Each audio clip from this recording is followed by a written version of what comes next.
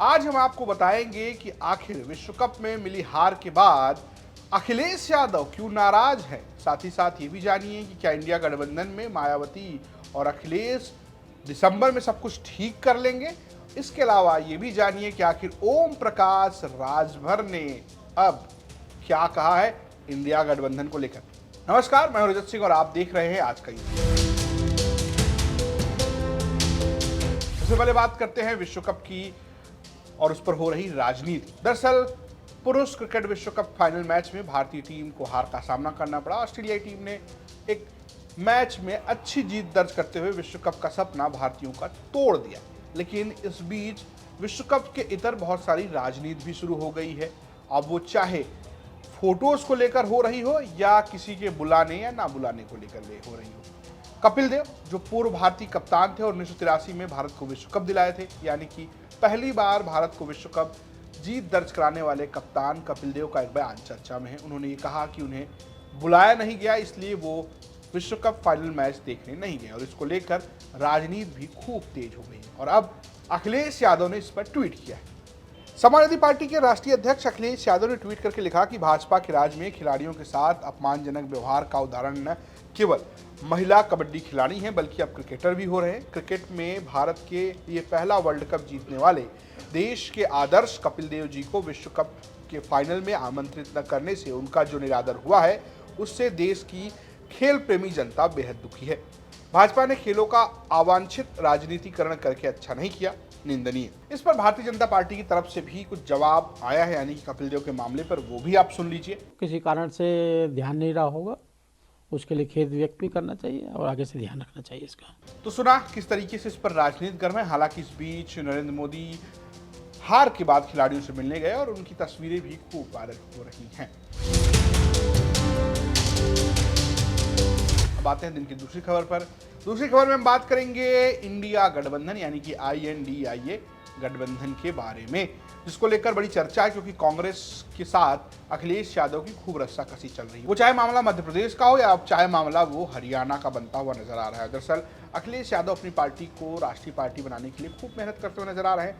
मध्य प्रदेश में उन्होंने कांग्रेस के खिलाफ जमकर हमला बोला, चुनाव भी लड़े और खूब तलखी देखने को मिली। पहले वो गठबंधन चाहते थे, लेकिन जब कांग्रेस की तरफ से उनको सीटें नहीं दी गई तो उन्होंने खूब जमकर रैली की, प्रचार किया और ये कोशिश की कहीं ना कहीं कांग्रेस को समेटा जाए या कहिए कि समाजवादी पार्टी मध्य प्रदेश में खुद को आगे बढ़ाने लगी। और ये कहा जा रहा था कि इंडिया गठबंधन को लेकर इस पर खतरा हो सकता है। हालांकि इस बीच हरियाणा पहुंचे अखिलेश यादव ने कुछ ऐसा बयान दिया जो ऐसा लग रहा है कि वो इंडिया गठबंधन में सब कुछ ठीक मान के चल रहे हैं। दरअसल अखिलेश यादव लगातार ये कहते नजर आ रहे हैं कि इंडिया गठबंधन या इंडिया की जीत होगी, PDA के भरोसे इंडिया की जीत होगी। यही बात वो हरियाणा में भी कहते नजर आए, जहां अखिलेश यादव हरियाणा जनसेवक पार्टी के कार्यक्रम में रैली में पहुंचे थे जो जींद में हुई थी। इस रैली के दौरान उन्होंने काफी कुछ कहा जिसमें उन्होंने इंडिया गठबंधन की भी बात की। अगर आप देखें तो हरियाणा में भी कांग्रेस के सामने अखिलेश यादव अगर चुनाव लड़ते हैं तो फायदे नुकसान की चर्चा जरूर होगी, क्योंकि वहां पर यादव वोटर जो है वो कहीं ना कहीं बीजेपी के साथ रहता है। ऐसे में अखिलेश यादव उतरते हैं तो वहां पर कांग्रेस को फायदा हो सकता है, वहां अगले साल चुनाव होंगे। तो ऐसे में जिस तरीके की रस्साकसी जारी है, क्या ये इंडिया गठबंधन में सब कुछ ठीक है, ये सवाल है। अगर आप देखें 2018 के चुनाव की अगर हम बात करें तो ना सिर्फ अखिलेश यादव बल्कि मायावती ने भी मध्य प्रदेश में एक तरीके से कांग्रेस को या कहे बीजेपी को कुछ ना कुछ नुकसान पहुंचाया है। अगर हम बात करें अखिलेश यादव की तो ऐसा लगता है कि उनके लड़ने से कांग्रेस को ज्यादा नुकसान होता है। 2018 की बात करें तो मध्य प्रदेश के चुनाव में अखिलेश यादव की पार्टी समाजवादी पार्टी 11 सीटों पर इतने वोट लाई थी जो जीत से ज्यादा थे, यानी कि जीत के अंतर से ज्यादा थे। इसमें से 8 सीटों पर बीजेपी की जीत हुई और 2 सीटों पर कांग्रेस की जीत हुई, 1 पर बसपा जीती। ऐसे में ये माना जा सकता है कि अखिलेश यादव की वजह से यहाँ पर कांग्रेस को नुकसान हुआ। वहीं अगर हम मायावती की बात करें तो मायावती 56 सीटों पर जीत के अंतर से ज़्यादा वोट लेने में सफल रही और जिसमें 28 पर बीजेपी जीती, 27 पर कांग्रेस जीती। तो इससे आप समझ सकते हैं कि किस तरीके से अगर मध्य प्रदेश में दोनों पार्टियां अच्छा करती हैं तो किसको नुकसान हो सकता है और किसको फायदा हो सकता है। हालांकि माना जा रहा है कि अखिलेश यादव 2 सीटों पर अच्छी लड़ाई लड़ रहे हैं, वहीं मायावती की पार्टी भी 3 से 4 सीटों पर टफ फाइट में है। अगर चुनाव ऊपर नीचे होता है तो ये संभावना बनती नजर आ रही है कि मायावती इंडिया गठबंधन में आ सकती है। हालांकि ये संभावना है, मायावती लगातार इससे इनकार करती नहीं है और ये माना जा रहा है कि दिसंबर में रिजल्ट के बाद इंडिया गठबंधन में जो उत्तर प्रदेश में खलबली मची हुई है वो कहीं ना कहीं शांत हो सकती है और उसके बाद जो है सीट बंटवारे पर बात हो सकती है। अब आते हैं दिन की तीसरी खबर पर। तीसरी खबर जुड़ी हुई है ओम प्रकाश राजभर से। ओम प्रकाश राजभर जैसा वो हैं वैसे हैं, वो लगातार बयानबाजी करते हैं और अब फिर बयानबाजी कर रहे हैं। इस बार उन्होंने अखिलेश यादव पर खूब हमला बोला। उन्होंने साफ साफ अखिलेश यादव पर आरोप लगाया कि उन्होंने विरोध करने का ठेका ले रखा है। हालांकि उन्होंने एक और दिलचस्प बयान दिया। उन्होंने ये कहा इंडिया गठबंधन को लेकर कि इंडिया गठबंधन के नेता हमारे संपर्क में है, हम उन्हें कभी भी अपने पाले में ला सकते हैं। सुनिए ओम प्रकाश राजभर। अब सपा के पास तो कोई काम है नहीं, अब तो प्रदेश छोड़ के बाहर जा रहे हैं दूसरे प्रदेश में, यही समझाने के लिए। अखिलेश जी को चाहिए कि अपना ध्यान संगठन पर लगाना चाहिए।